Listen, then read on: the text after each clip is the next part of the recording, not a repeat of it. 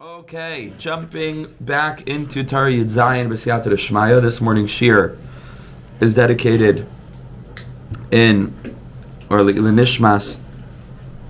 Devar Sarah Bas Ben Sion, Shabbat should have an aliyah, as well as by Deborah Jacobi in honor of her beloved father R Yaakov Ben Shlomo. A blessed memory the neshama should have an aliyah. Be'ezras Hashem. In the schos of our learning together. So we jump in b'siyata d'shmaya back to Torah Zayin. I think now this is the longest it's taken for us to get through a lesson, just because Torah Zayin is very long and it's very new and it's very different, as all the teachings are. Really, each one is unique. But over here, hopefully, we're gonna sort of make our way toward the conclusion, and we turn to Eis Vav. So yesterday we had been speaking about how are we able to reach Gerim. People are so distant from Emunas Yisrael. How is it possible for us to reach them? That's what we need for the rectification of the Mizbeach, that somehow our healthy eating, right, which is totally on the Mizbeach, that the Mizbeach is Bechalka Shel Teiref, right, to correspond or to counteract the Teiref Hadas that prevents us from seeing the R of the Tzaddik, which is Ava and Yira, as a result of revealing the Hisparos of Klal Yisrael from within nature, right? So that's really the whole teaching, which is an incredible cluster of ideas. So the Rebbe said, how do you do that? And the Tzaddik says, well, the issue is that the air is not clean. And if the air is not clean, then it's going to be difficult for us to send messages l'mirachik. Why is air not clean? Because what is air is ruach. What is ruach ra? What does it mean when the air is troubled? Rashi told us this is sinna, right? Ruach ra. And that pasuk over there in Shoftim is a reference to, said Rashi, sinna. So then in order to counteract the ruach ra, what do we need? Ava. How do you get Ava? Reyos, right? Friendship. How do you get friends? So Hain Yosef Rei and Rabbim, by giving tzedakah. And when a person gives tzedakah, when a person demonstrates care and concern, when a person shows that really it's an Indian of love and that they really do very deeply care about others, and it has to be authentic, like we said. You can't just you're not like buying people off. It's like a very Jewish thing I was thinking the other day, how do you get friends? Just buy them, like this is not the Indian. We're not going ahead and just buying Jews or anybody else. The whole Indian is that it has to be real, it has to be authentic. We're not just purchasing people, right? It has to be authentic. When a person gives tzedakah, that demonstrates the concern that he has for humanity. Now, if the Rebbe says, theoretically, a person should encounter someone who is an neshama klalis, that person is needed for the whole klal, like Moshe Rabbeinu, that the Gemara tells us in Tainis, that kivan dilrabim kabai, that since Moshe Rabbeinu was needed for the Rabbim, so l'Rabbim chashivi. Moshe Rabbeinu was considered himself a Rabbim, which is very, very deep. And I have a shir on YouTube that goes through Torah Beis and Tinyana, the second teaching in the second volume of Likutei Moharan. It's a Chanukah lesson. It's a 4-hour-long shir. We go through the whole Torah, and over there toward the end, we speak about the concept of the tzaddik, who himself is considered like the majority opinion. He himself is the Rav, even though he might be a Yachid, but he himself is the Rabbim because he's a Neshama Klalis. Rabbi Nachman is a Yachid. He's the halacha is like the Rabbim, but there are certain tzaddikim who themselves are the greatest Rabbim in the world because they are the collective. They're collective souls, the Neshamas Klalis, that are shaykh for every single Jew in the world, that are the bechina of Yeshua, who's an Indian of Isha Sharuach by Yodea Lahalach Neged Ruchai Shal Kol Echad ViEchad, right? That he knows how to communicate and how to interact and have a relationship with every single particular Jew. So this is a Neshama Klalis. If a person should happen to encounter Neshama Klalis,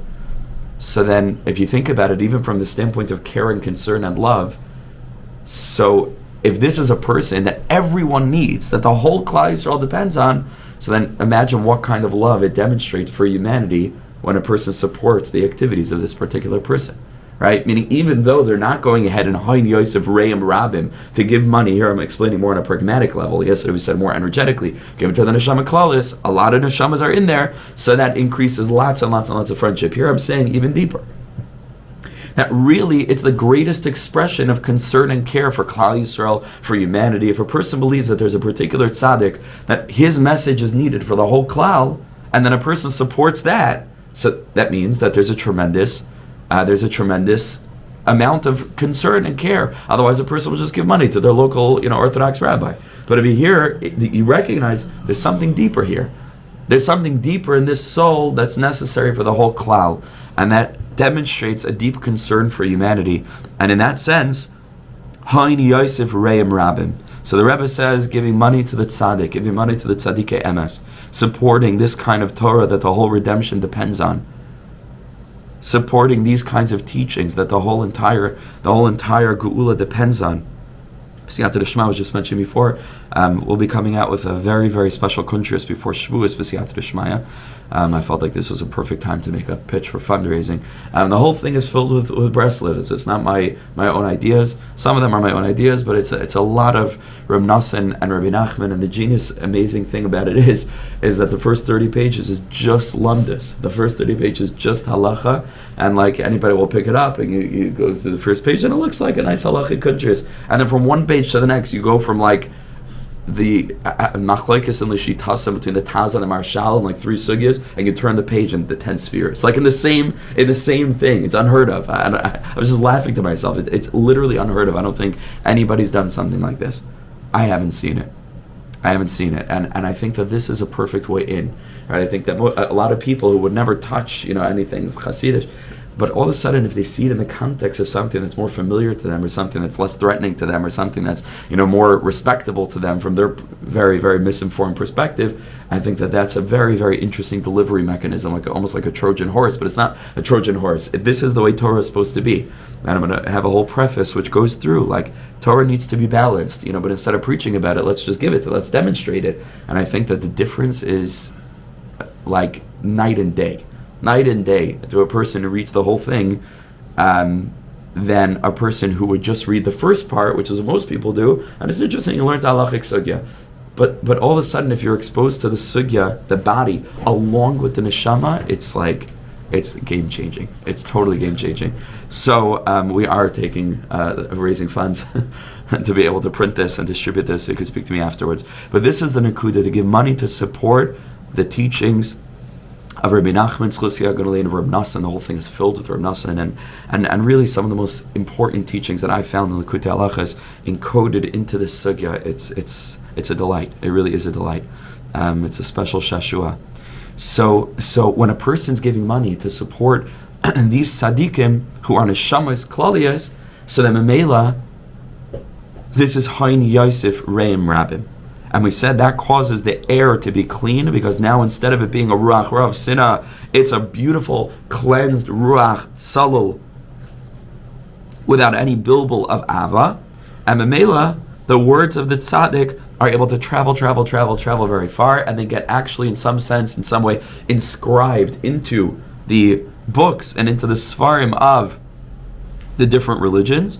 And over there are people who read them, and in the Bechina of Mordechai Yehudi, Vayimatze Kasav Shehigin Mordechai, they find the words written in their books that Mordechai the Tzaddik said, that Mordechai is the Yehudi is somebody who's kaifer by Vodazara, and Mamela, what does that lead to? V'rabim me'amei haaretz misyadim, and the whole thing is really put into the story of Purim in a very incredible way. Okay, so let's go back inside. Over here we look at Ois Vav. I was just stopped seeing in one of the Mefarshim that he says that when you talk about Purim in this context, so in the context of Torah Zayin, now we can understand why the whole pagam of Purim was Sudas Achashverosh, which is pagam achila, right? So the whole Torah, right, it is all encoded into the Purim story from that standpoint, and then Shema Hoylech L'Chol Ha'amim, like it says about Mordechai, right, and then the pasuk Yimatzei Kasav Asher Higid Mordechai, and the Rabbi Ma'amiratz Misyadim, all of it is connected together, and so Ayin Sham, because he brings a number of other things that are eluding me right now, but it's all Purim. It's all Purim. It's mamish all Purim, all the time. So let's jump into Eis Vav. Says the Heilige Rebbe Chusia Ganaleinu, Ach me Ayin Ba. Where does this come from? She'ilu Daika Yimtzu B'Sefreim Hefech Hamunasam V'Yachzru V'Yakira Amunas Yisrael. How is it that it is these particular souls, and not everyone else, who is so moved by what they apparently find in their books, that they are so convinced by this contradictory element that they've discovered, that they're the ones who become Gerim and not anybody else? Well, why Daika them? And others stay in their faith.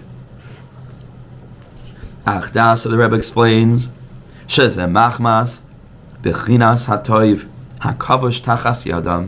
this is because there are good sparks, there are sparks of pure goodness, that are kavush, that are conquered, that are in hostage, tachas yadam, by them. These are the sparks of soul fragments that are kavush, that are in captivity by them. Etzlam. Because the essence of goodness is the Jewish soul. And therefore, when the non-Jews prevent Klal Yisrael, as they have done throughout history in various forms and ways, they prevent us from doing mitzvahs, like we found with regard to the Gzeira of Yavan, for example, where they didn't allow them to do bris, and they did not allow them to keep Shabbos. Nimsa, so it emerges then that all the good that Klal Yisrael should have revealed and expressed in the mitzvah of bris and the mitzvah of Shabbos and the mitzvah of Chodesh and all the different mitzvahs that we are prevented from doing, so then if it didn't come to expression as a result of those who were preventing Klal Yisrael from keeping them, so where did it go? They conquered it. They took it away. They took away that Shabbos. They took away that bris milah. So Memela, who kavush tachas yadam, it stays in their domain. And also kishamayim as Yisrael mevadas Hashem yisbrach the grama shagarmim al yidei hamisar ha'noini shematilan aleim. Also begrama, not because they're dafka trying to persecute Jews, but it ends up persecuting us because they cause such financial difficulty and taxes and various things, especially, as it used to be in the Middle Ages in the Arabic countries, right, where Jews had the status of dhimmis, right, where they are a lesser sort of secondary class, and they had to pay exorbitant taxes. So even though they might have been allowed freedom of religion, as we were, right, we were taken care of much better in Arabic lands than we were in Christian lands, right, throughout history generally. But even indirectly, through the incredible taxes and the financial constraints, shematilan aleim, so there is goodness that should be done that isn't done. And if it isn't done, where does it go?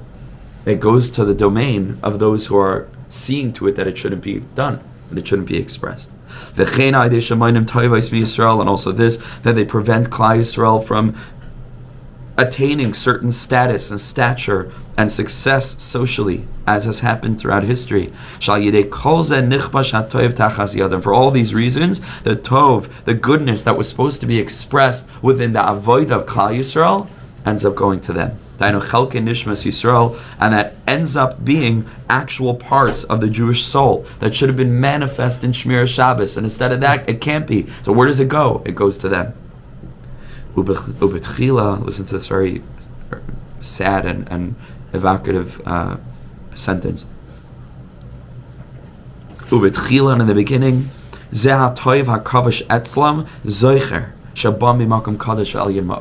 originally, this disembodied spark of Klal Yisrael's goodness remembers who it is, and it knows where it came from, and it knows that it's in captivity.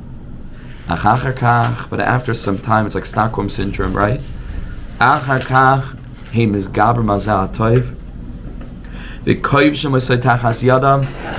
It becomes further and further enslaved under their rishus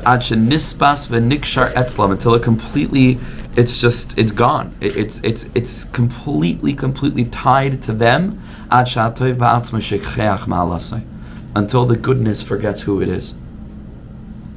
But when it encounters Jewish writings, when it sees in their scripture something holy, that came from far away from the tzaddik because of Hain Yosef Reim Rabin, because there's a lot of friendship and there's a lot of love and the air is clear, and this spark that's now embodied in a non-Jew is able to find something holy that ended up being written and recorded in the writings. Then this spark that's now in the body of a particular non-Jew finds this goodness in its sefarim. He'll find or she'll find the opposite of their emunah written in one of their books, and they see the truth and they're able to compare it. What's authentic and what's inauthentic? What's the truth and what's just the caricature of the truth? And then that goodness is reminded. There's a moment of awakening. It knows who it is. It knows where it came from. How it really, really, really, it doesn't belong here. It doesn't belong in Kansas. It doesn't somewhere in the Bible Belt. Some Christian over there in middle of the states. It doesn't belong. That's not where it belongs. It feels like it's a part of the Jewish nation, which it is. That it's not supposed to be secondary. It's not supposed to be the student. It's supposed to be of the teaching class. They are those creators, architects, gardeners who sit with the king and help him plant his garden, like the pasuk of the Rayamim described. This is who Klal Yisrael are. We're gardeners. We're not the plants that need to be gardened. And if a person's mom is supposed to be a gardener and not a plant, then one day there's an awakening. It's like, wait, I'm a plant, but I'm not supposed to be a plant. I'm supposed to be the gardener. I have a great mission in the world. Because the Medrash tells us that HaKadosh Baruch Hu consulted with souls of Am Yisrael to create the world. And I gave a shir yesterday, Sichas Saran, really kedai, if you have a chance to listen to it. I think we're going to even just put it out slightly different branding, because it wasn't like there's no just another shir from Sichas Saran, but this was something else, very crucially important, about believing in ourselves, and teaching from Reb Tzaddik and teaching from the Kedushas Levi.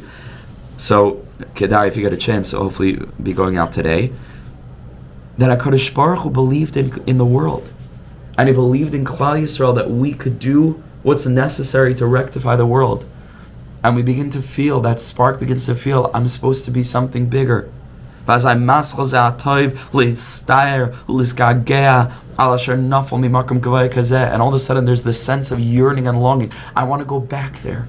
I don't want to be so far away. I want to join Klal Yisrael. I want to. Mamish says, like the Indian of Rus. Wherever you go, I'll go. Like it feels this tsar. And in a certain bechina, this is not just true for Gerim. This is true for the certain sparks of our own souls that have been taken captivity by all kind of external forces. There's a moment in a teenager's life, usually in Eretz Yisrael, they go and they're in a radically different, setting, and they're away from their parents, which is usually half the tikkun, I hate to say it, sometimes, not always, and they're independent and they're on their own, and they're really capable of taking life into their own hands, and all of a sudden there's a moment of awakening, like, I've been in captivity.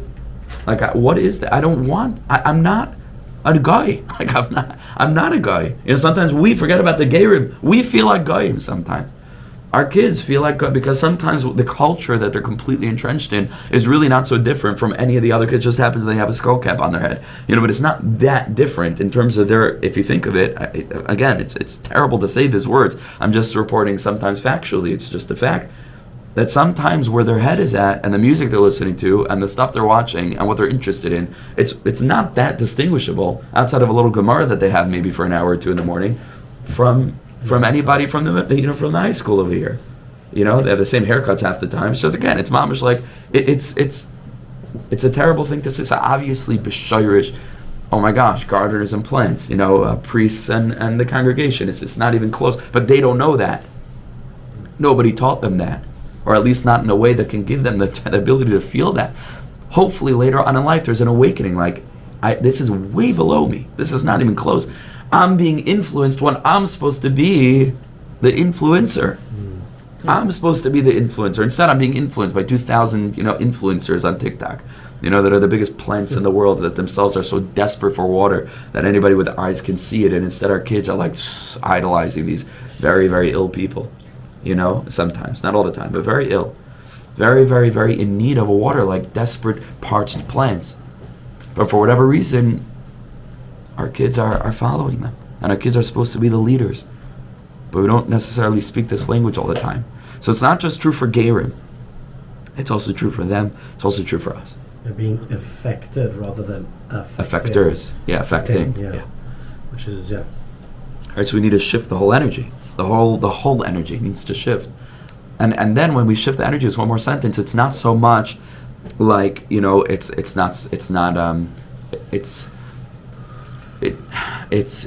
unholy, or it's not, in the way of the Torah. It doesn't necessarily become a religious thing. It becomes much more about a very practical save the world kind of thing. It happens to be that's exactly what religion is all about. But meaning it's a completely different argument from saying, hey, we got to stay away from this stuff because of bad influence. It's not that. It's come to recognize your essential greatness and what it means to be a B'nai Avram, Yitzchak, and Yaakov. Recognize the mission that we have in the world. Recognize that we're teachers. Recognize what the curriculum is, and figure out a way to spread that curriculum. And what a shame if we're walking around being led along by the nose, by all these chavra that we are supposed to impact and not be impacted by. It's a whole different angle, whole different thing. Okay. Anyway, so I'm just trying to express that this is true in a very, very broad sense. But the Rebbe is speaking here particularly in a much more acute scenario, when you acute scenario, when you have sparks of Klal Yisrael that end up becoming embodied in literal Gentiles, or people who are far away. And then it starts to feel this pain. Like I'm really much holier than this. I was duped. How was I so duped? And now I'm stuck, in whatever I'm stuck in. And the spark of goodness in us, in Lahavdil, in Goyim, right, who are starting to draw close, they feel they feel I might get completely lost. This is not a joke. This is not a joke. I might be lost forever. Which, aside from the personal tragedy, you come to realize is a tragedy for the world. The world needs me. What am I doing? How am I impacting the world? How am I contributing? Hashem created me for nothing. Hashem created. Who told me that this world is a place to have a good time? Who taught us that? This world is Adam la'amal yulad. This work is for toil. That there's work to do. The world is falling apart. It's not. Can't stand by idly. That's for me to do. Have to roll up my sleeves and get involved. And it could be a person wakes up and they say, "Oh my gosh, in kfusha b'yadam, I could come to chilayin v'hefsid. What a loss! What a loss! Comparably, what a loss if you compare the two. What kind of a lifestyle we can be living?" And then it yearns to return. It yearns to come back to its place. Now, because it's been so deeply and tightly tied up and bound to that other realm, when it starts to return, guess what happens?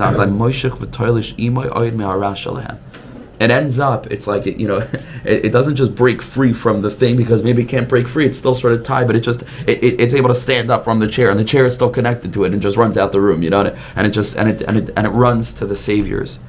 And then later, they'll figure out, what to do with the chair, and they'll sort of incorporate that too somehow, and there's use for that, and we're not going to give the chair back, because Sachakal, you took it, that kind of thing. It's the Indian sometimes of Yaakov Avinu and the Shvatim running away from light, and they take the idols with them.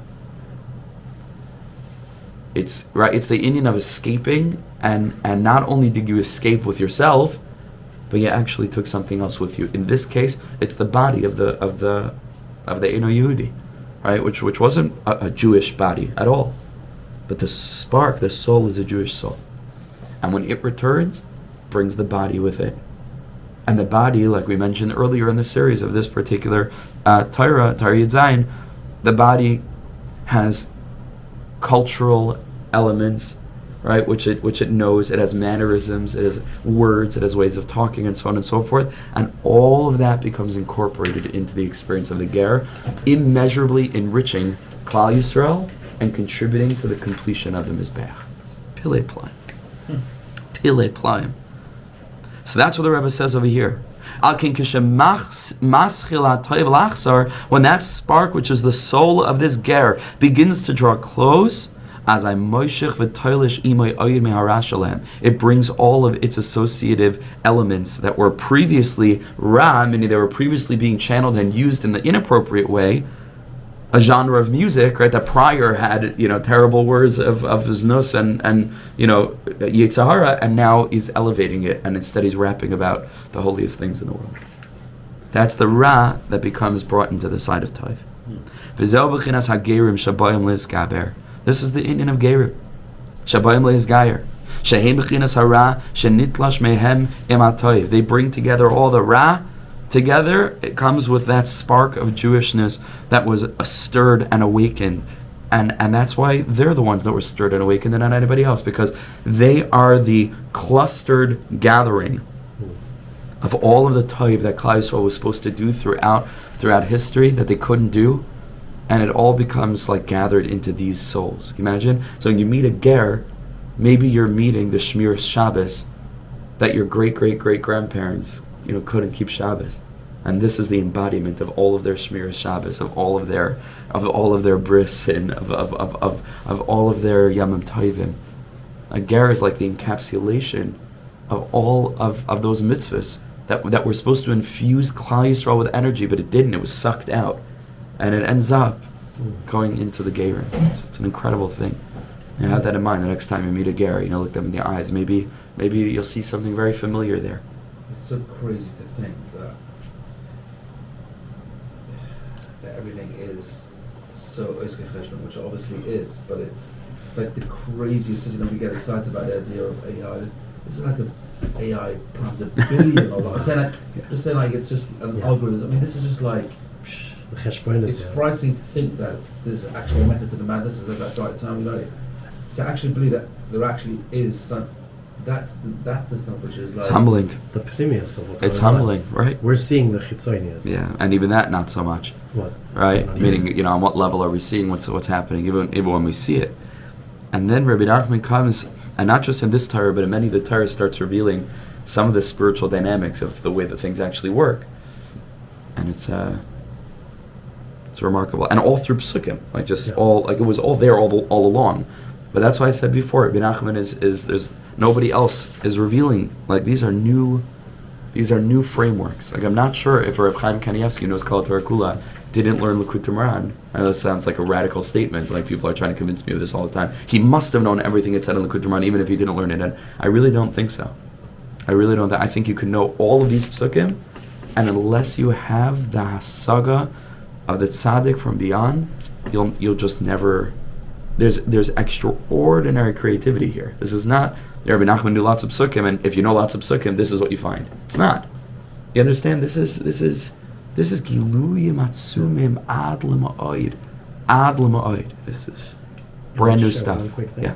Just to put, firstly, you talking about context to Purim, that this Torah is brought in Mordechai, and it's mamash of what Mendy was saying. When we learned Torah Nun Vav, which is heavily about Mordechai, right? In that same Torah, so this Torah is it's this major dan l'chavschus to goyim. We're being dan l'chavschus our taxes, never mind. Mm-hmm. And you see I'm going with this. Yeah. We have a pasuk here, b'chol mokem mukta which is there too. Which is the exact pasuk there, yes. which is the ultimate dan l'chavschus. Yeah. To goyim, never mind gerim, was talking about the whole. Have a feel about star star. Beautiful. And Stunning. It's the same thing. Stunning. Mamish. Stunning. Yes, these two Torahs are very, very connected. Yeah, absolutely. Absolutely. Okay, Be'ez Hashem, we should get there. Be'ez Hashem. All right. V'zeu b'chinas hagerim shabayim l'nizkar. Shu b'chinas hara shenitlash mehem b'matayv al yidei shechazar ha'toiv l'mekayim. The toiv comes back, and it brings with them the bodies of the gerim and their culture and everything that they contribute to Klal Yisrael. Because the spark can't just sort of float out of the person and come to our shul. It has to. Someone has to carry it, right? And it's also because it's bound up so deeply with the ra that you can't extricate one from the other anymore. So if the toiv comes, along with it comes the ra as well. And this is the Indian of the gerim with everything that they carry from what was previously a context that was far from Hashem, which is ra, and now they bring it all over to the toiv. This is pshat in the pasuk in Yeshayahu. Zeyichtav yada LaHashem. The la'asud love it. The pasuk says, Zeyichtav yada LaHashem u'b'shem Yisrael yichana. This one will write on with his hand LaHashem. I belong to God. U'b'shem Yisrael yichana. And this one will say, I'm a Jew. I'll be called by the word Jew. What's the connection between these two parts of the pasuk? Simple. Says Rashi, Pirish Rashi, Elu Bali Tshuva. Zeyichtav yada LaHashem. This one will write with his hands. Now I belong to declare LaHashem. I belong to God. This is a reference to the Bali Tshuva Shesham, Sheshav v'Chayzer l'Mekoymai, and this is the context of the Gerim also, which that spark was so distant, but then it realized who it is, and that's the Nakuda. That's why I think we're so warped, because the thing about Bali Tshuva is like, oh, they need to do Tshuva. Not chapping. It's an essence thing. They don't need to do anything. But what's happening in that moment is that there's a spark of holiness that recognizes its essential, already okay holiness that was in captivity. It's a completely different context. This is not a person who was like a bad guy and now he's going to become a good guy and like we're the ones who are making them from. That's not what's happening. This is a holy, exalted spark of Bishvil Yisrael Shenikru Reishis, of Yisrael Allah b'Mashavat Chila. And it's awakening, and it's starting to recognize not what it could be, but what it already is. This, that there's some housekeeping, some dusting on the surface, is just on the surface. And this is true for Balei Tshuva and it's true for Gerim. The goodness is already there. And it's true for each and every one of us. That's very simple, 3 words. Sheshav v'chayzer l'mekayma. That's all that's happening. It's coming home. It's coming home. And how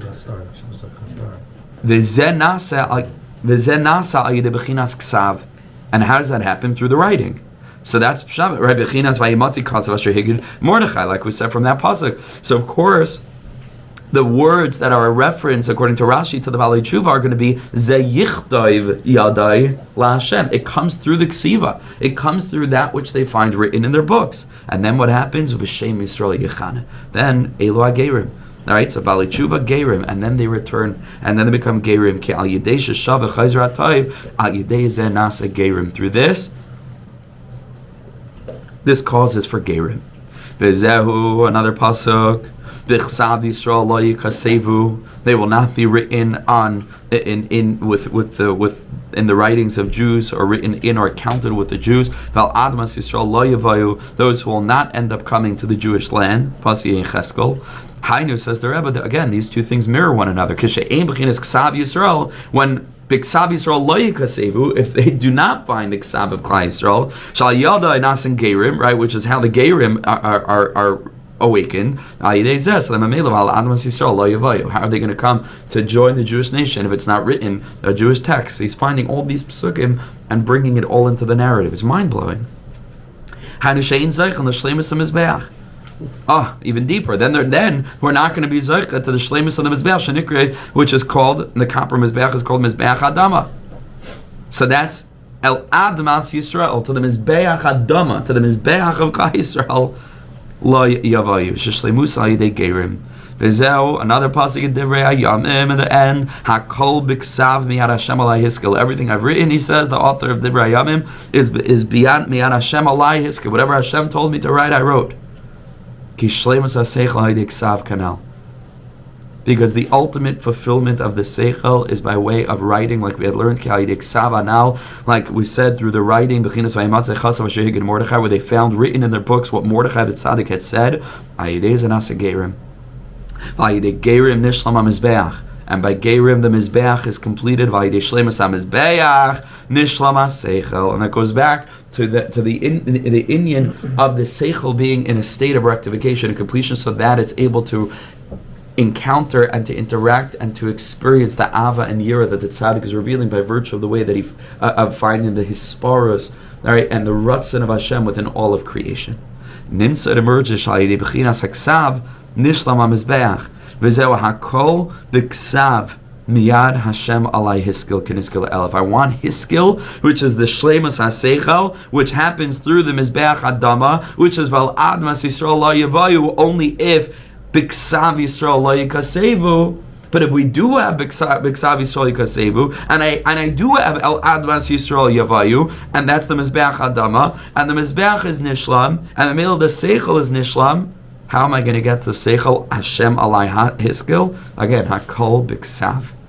Hakol Biksav. It all goes back to this, that the Vayamatze Kasav B'Sefer Shehigad Mordechai. Hakol Biksav Miyad Hashem Alai Hiskil. That leads to the Seichel that's able to interact with the Ava and the Yira of the tzaddik, that the seichel is not clouded over. And here the Rebbe says that really, however radical you think anything that I've taught in the context of this lesson or anything else in this topic is, it's literally a paragraph that we say 3 times a day, but most of the time we don't even think about what we say. And that's generally true, but it's especially true about this paragraph, which some have begun to call Tfilas Haderech, because you say it on your way out of shul, which is Aleinu L'Shabeach. And if you think of Aleinu L'Shabeach, it's just a remarkable thing. Because Aleinu L'Shabeach, of course, has 2 paragraphs. The first paragraph of Aleinu L'Shabeach is one of the most particularist formulations in our tradition. And if you're Chabad, it's even deeper, because it's like mamash an experience, right? I believe in Chabad, they spit on the floor. Is that true? Right? And hey mishtachve, because a total repudiation of Avodah Zarah, and then we make a separation, and we, us and them. It's mamish an Indian of total separation. And that's it's super crucial. It's super crucial. And I don't want anybody to think that because of the universalistic trend in this teaching, that takes away from our own national integrity. We said it cannot. On the contrary, the more that we care about the world, the more Jewish we have to be, the more fundamentally bound and aligned with our own tradition we have to be. Why? Not for us, Adarabah, but for them. It's because if they are to get from us what they are to get from us, it needs to be authentically Jewish. And if we, in the name of helping them, are going to become less connected to our tradition, so then the whole thing gets muddied, and the whole thing gets watered down, and we're going to be incapable of giving them what they deserve from us. So it's incredible, because a lot of the components, the more progressive elements within our community, who are presumably the ones that love the world most and therefore feel that they have to become less and less Jewish, are actually doing the world the greatest disservice in the world, because it's out of love for the world that Klal Yisrael have stayed connected to Torah and mitzvahs. However, we can't just pay lip service to that. That has to be really true. And that's why in the post that I wrote the other week, we can learn a lot from the progressive Jews. We can learn a lot. Because they have that universalist aspiration. The question is whether they're approaching it from the right angle and how we can incorporate that into our worldview. But it begins with the first paragraph of Aleinu that is hyper-particularist. It's hard not to be the progressive. What's that? It's hard not to be. We learn it from progressive Jews. In what sense? But if they're assimilating. So that not to learn, but from what to listen, we're separating the two. But what we should learn is that there really is a conscious messaging of concern for all humanity, and that's something that we don't have. One of the most impactful things I had many years ago, I was at a trade show a lifetime ago, and there was a booth, and it was owned by Arabs, and I was so impressed or amazed that they were wearing their shmonim begudim. Yeah. They could care less if they didn't understand. We didn't understand. That's exactly what we're saying. Unapologetically, the way they were, and that was it. And I remember just being there like, we tucking the sitzes, if we're wearing sitzes, no hat, no jacket, the hat stuffed underneath the cupboard over here, we're renting off the talis and tefillin. You know what I mean? And I just remember sitting there with myself, this is absolutely incredible. That's it. That's the whole thing. So, but we could care more. Meaning that's the nakuda. Meaning it's not like this is what we're doing. Not adarabah. Meaning it's all within the context of universalism, as we're going to see in a minute in the second paragraph of Aleinu. Right, but first we're anchored in our own tradition. There's a Yid Moshe Shapov, who was here in town the other week. You know Moshe? So he was here in town and he davened here in the morning. We like each other very much and we have a very good relationship. He's a friend of my father's, and he considers himself, he's so humble, he considers himself a Talmud of Moshe Weinberger. You know, he can't be more than, I don't know, however many years younger than Moshe Weinberger, but he's, it's just incredible. He says, I'm a Talmud of Moshe Weinberger for 40 years. Moshe Weinberger would have been like 20 then, 20 for 22. So it's a remarkable Indian. Mamish, he's probably one of the oldest and earliest students of Rav Weinberger. Very, very humble man, and he's a Karlin Chassid, Stoller Chassid, and Chassidish Yid. And he was here in shul the other week, and I had him speak by the Kiddush. I asked him to speak. I felt so bad after I pressured him to stand up, gently, but I just felt like, how could he not? And from the speech that he gave to our Chevra, one of the guys from Aish was there, and the next day, or on Monday, he had him speak to like 100 JFS kids, like in the Shreimel and the whole thing.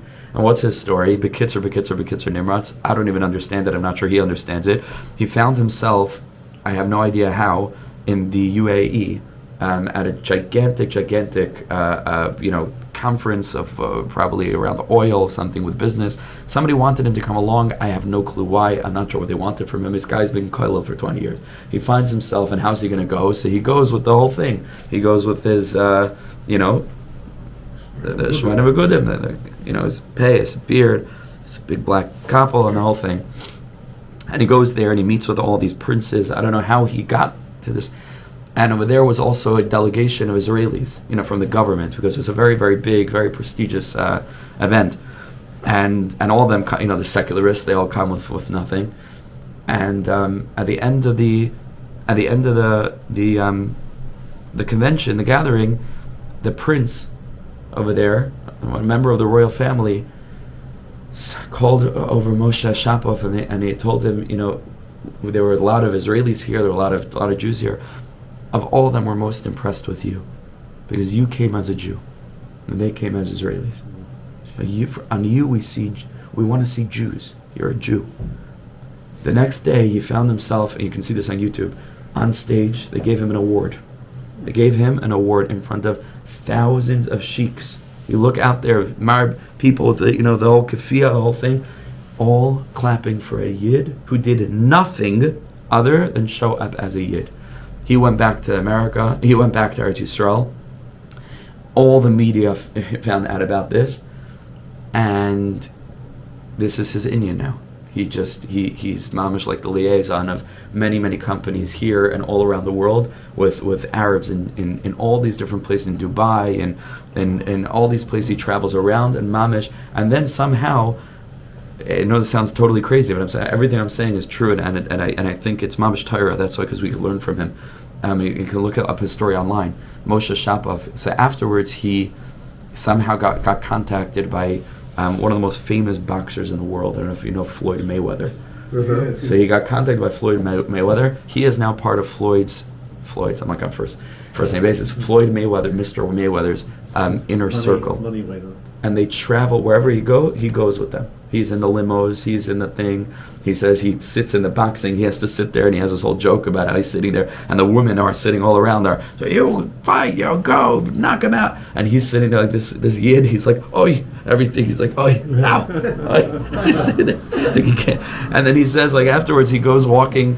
Afterwards, like, the boxer goes, and like all the people are clapping five, and he's like walking with Floyd Mayweather, and everybody's like, he's mamish there. He's mamish in it with them. It's unbelievable. And what did he do? Nothing. Everything. He showed up with respect as a Yid. That's what gets respect. That's what gets respect. We have a chen ha'amiti. When a Yid goes back to Torah Aleph, when a Yid is mamish connected to Torah and mitzvahs, properly though, then our chen is elevated. It's not the opposite. That's when our chen is elevated. So this is all the first paragraph of Alinu L'Shabeach. The second paragraph begins with two all-important words, and a lot of times we miss. What are the two important words? Al-Kain. Al-Kain. Wow. What does Al-Kain mean? Al-Kain is referring to the first paragraph where we just spoke about our particularism, and we say, well, what is this particularism for? Al-Kain, because you made us different, because you made that we should be the priesthood nation. Oh my gosh, the second paragraph is the most universalist text we have. The whole world should be cleared. To fix the whole world with your malchus, and all of the nations, right? The whole world will call out to you. The whole humanity will call out, etc.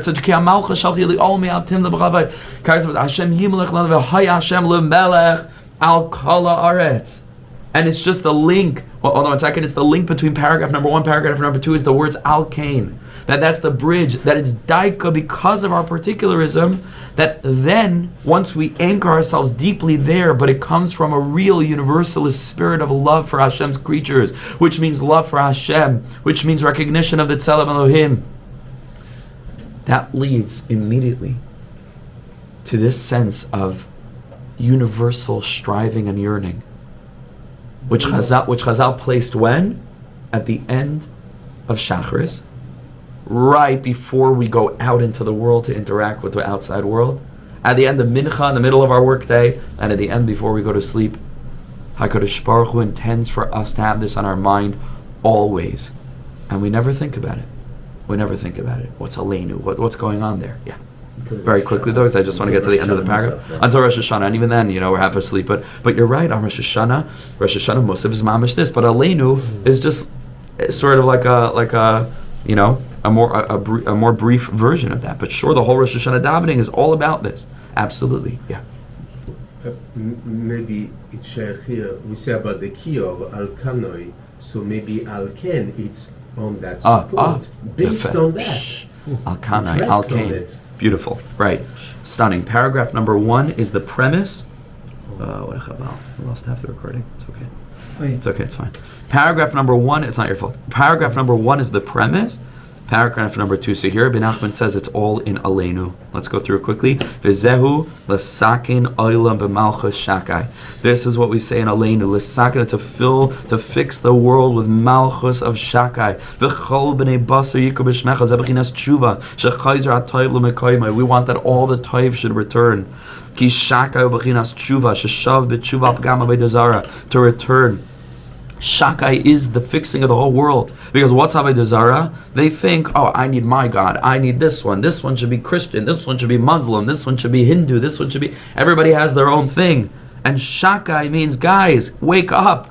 We're all one. Ki Shakai ubechina sheyesh dai b'likutei l'chol birya. Wake up. There's a creator of all of us. Av echad l'kulana. There's one God. We're all one. We're all B'Tselem Elokim. So what are you doing this for and this one's doing that for? Judaism is not just for Jews. Judaism is not even Judaism. It's not a religion. It's not a religion. It's just the truth for everyone all the time. It's a universal tradition. So l'sakin, so how are you going to fix the world, b'malchus, that everyone should be mekabel the malchus of Hashem? The answer is shakai, by letting people know she is dai b'likusa l'kol beria, that HaKadosh Baruch Hu is for everyone. Ve'in tzarich l'shom avodah acharos. You don't need any other avodah. And this is going to be the fixing of the world. Lahafnu selecha kol rishei aretz. Zebechinas geirim. And that's going to happen. Everybody will turn. Everybody will return. The Gerim will themselves form the link to their own cultures and be able to communicate this message. We should really be empowering the Gerim more than anything. Those people are sometimes feel so pushed down. They should be elevated. They're the ones who could really do this work. They speak the language of the host culture. Do we educate them that they have a mission? Do we teach them? On the contrary, we try to cut off every possible aspect of their own unique personality and make sure that they are being exactly as Haredi, to standards. I'm not going to now go on a whole rant about the Gerim, to standards that Rabbanim would never hold their own congregations to. When a prospective Ger comes, all of a sudden they have to have 5 smichas. All of a sudden it's mamish madness. What we put these people through is madness. I'm not going to go on a whole rant about that now, but there's a rant there somewhere. It's stored in there. I'm telling you, you can press the right button at the right time, you get it. But this is the Nakuda. I'm telling you, what's going on there is very, very heartbreaking. It really is. It's heartbreaking. But imagine if we communicated to the Gerim in this way. They came to Beis Din. A lot of them want to be spiritual, and we just slap them with halacha. We don't even give them anything what they were looking for. And then they start to wonder, is this what I want? Of course this is what you want, but not necessarily in this format. But what we should be able to tell them is Adarabba, that they're going to become not just, Stam Yidden, they're going to be ambassadors to their culture. We gather all of the Christians. They have the Safa, they know it, it's theirs, not mine, it's there. So let them go ahead and let them. Oh my gosh, you see how upside down everything is? Olam hafach reisi. V'zevahaya shaka b'tzarecha. The kesef ta'afaslach. What? How do they translate shaka b'tzarecha? What's b'tzarecha? Your treasure. In your pockets. Yeah. Right. Shaka b'tzarecha. Then mikesef tafas, like money will sort of fly to you. When there's money, which is the bechina flying through the air, which is the good air, right? So through the money that we give, that causes for the air to be clean, and now things can fly very far away. Right? Things can fly through the air because the air has been clarified because of kesef. So kesef leads to tayafos. That will enable this message of Sheish Daiba Likusa the Kalberia to spread throughout the whole world. Hainu tshuva v'gerim ki shaka v'chinas tshuva k'niskala. A remarkable tapestry. Ashreinu matoyev chalkeinu. If anybody's interested in contributing to make sure that we can mamish print probably thousands, of copies of this kuntris coming up for Shavuos, please be in touch with me. I have a lot of ideas, and we have to get working early so that we can plan out how to distribute it, not just here in the UK, but in Eretz Yisrael, in America. I think it's something a lot of people will benefit from. Thank you so much. Thank you so much for joining us on the Zoom. Thank you.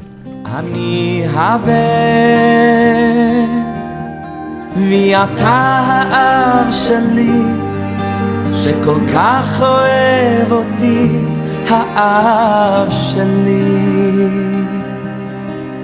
מלך חי וקיים על כל נשימה שאני